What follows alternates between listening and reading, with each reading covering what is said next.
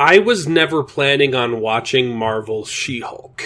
The advertising for the show made it very clear that it wasn't made for me. They called it a must-see series after all. And while I have no problem consuming media with females in it, the trailers were clearly emphasizing focus on plot points that I don't find interesting. And that is totally fine. People can have different tastes. It is for precisely that reason that I did not watch Miss Marvel. It was made for little girls. Cool. And even if I had watched it and didn't like it, I would never dedicate time on my channel to making fun of the show, because I'm clearly not its target demographic. I was going to do the same thing with She-Hulk. I was not planning on reviewing this show. I wasn't going to tear it apart. I wasn't even going to watch it, because I was told it was not made for me. And then Marvel decided to make my favorite character, Daredevil, a huge part of the show's advertising. Daredevil is a show that I loved, and in my opinion is probably one of the best superhero adaptations of all time. It's unfortunate that Netflix canceled the series when Disney Plus launched, and it's been a long time since we've seen Charlie Cox in the role. That was, of course, until Spider-Man No Way Home, where they brought back Charlie Cox to reprise his role. And now they're teasing a new Daredevil show. But first, they're introducing his character in She-Hulk. So, if I want to see my favorite Marvel character, I have to watch She-Hulk. You brought this on yourself, Disney. I was not planning on talking bad about your show, but after you told me the show wasn't made for me, you forced me to watch it. So now, this is what you get. She-Hulk is a show that hates men and makes women look stupid. It is shocking to me that you would make a superhero show that has such disdain for superheroes. I am going to be dedicating a large portion of my channel to tearing this show apart, because I hate it so much. And we just had a great discussion about the show on my weekly Sunday live stream, Best Gen. It turns out showrunner Jessica Gao has been giving interviews to the press where she accidentally exposes her complete inadequacy to write television or any form of media. I saw this article for the first time live during the show, and I was shocked at just how bad things really were. Here's what you missed, but be sure to tune in next Sunday so you can catch the show live.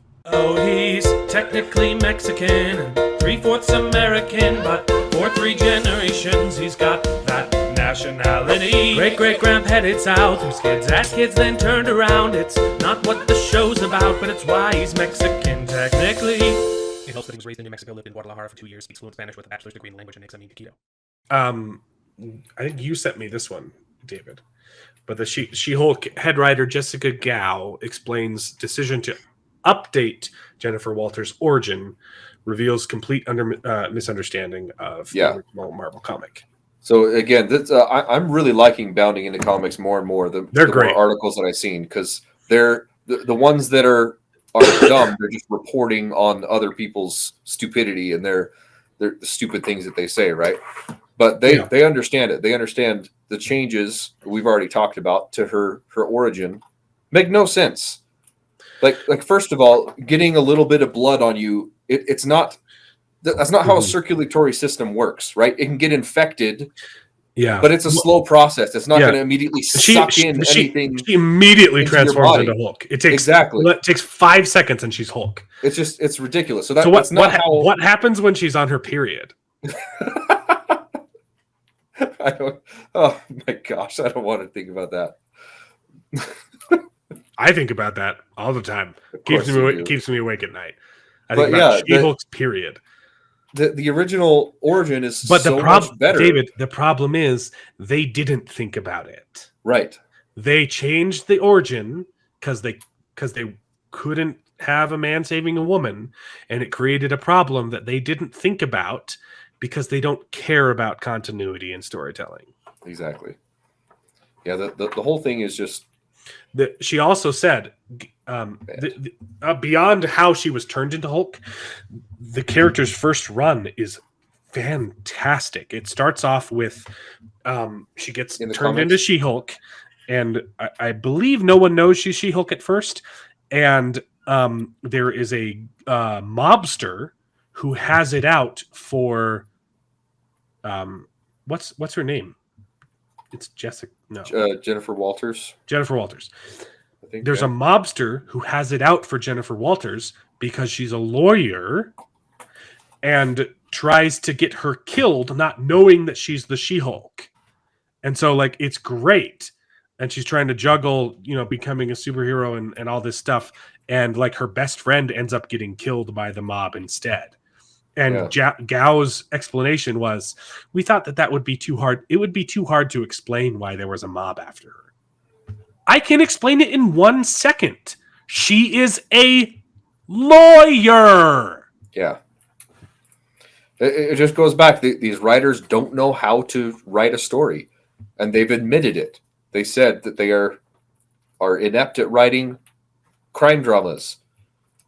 She was fired, or she didn't get accepted for 3 previous it's right here. screened. See, I heard this quote before I even read this article that you sent me. Yeah. First, the head honchos at Marvel at Marvel specifically didn't want it to be the mob hit. That's the accident that she gets in that makes her turn into the whole where Bruce has to save her. Blood transfusion. It just didn't feel like it fit with everything. Yeah, so a random alien spaceship showing up and knocking him off the road makes so much sense. It was Jamil who hurt her butthole. Did they film the scene where she gets punched in the vagine? Oh no! Is that what happened? I bet you they filmed that scene. That's hilarious. Oh my gosh. Yeah, and you notice too, going back to the series in episode 2, when she has that phone call with Bruce, it looks like he's in that same ship, that same alien ship that hit them. Being taken away by the aliens. Yes, it's just, I don't know. It's complete nonsensical, and the dialogue, especially in episode 2. Here's the explanation they give, though, why they changed her origin. Okay.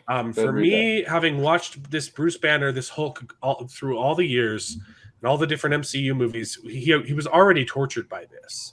It wasn't a gift. He saw it as a curse. So that's why we couldn't have him give it to his cousin. Right. That's same. Why it's so good. That's why it's called poetic irony. Yeah. That's why it's a good origin story, is because it's a curse to him, and it's the only way he can save his cousin. Yeah, either let her die storytelling. Or save her. The reason that they give for not doing it is the reason that it's good. Yeah. What? The screenwriters he was really are tortured by it.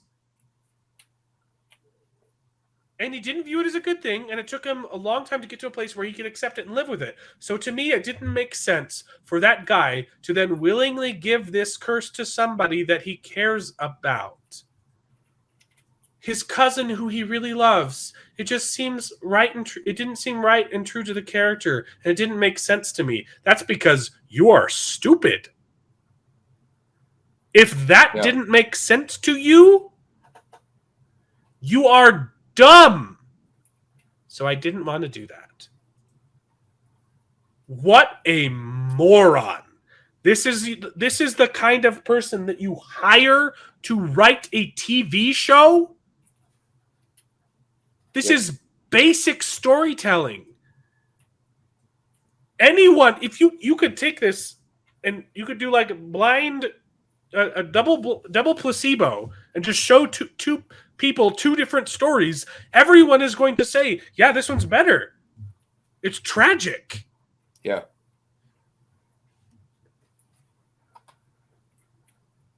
I didn't want to spend... She also says she didn't want to spend half an hour trying to explain the origin.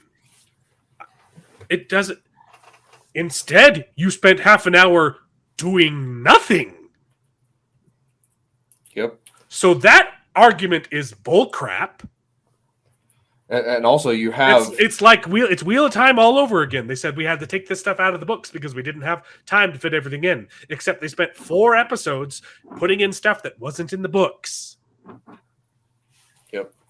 And they just replace it with this random alien that shows up, and you didn't do anything to explain that. So, and also the nature of making it an accident takes a lot of the pressure of the guilt off of Bruce. Yeah. Yep.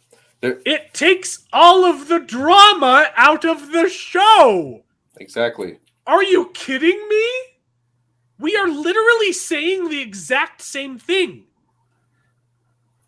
Except that you don't understand it. Yeah, they think it if is. If someone asked me to pro. explain why the original origin story was a good story, I would literally say this. Yes. How on earth is she this misguided?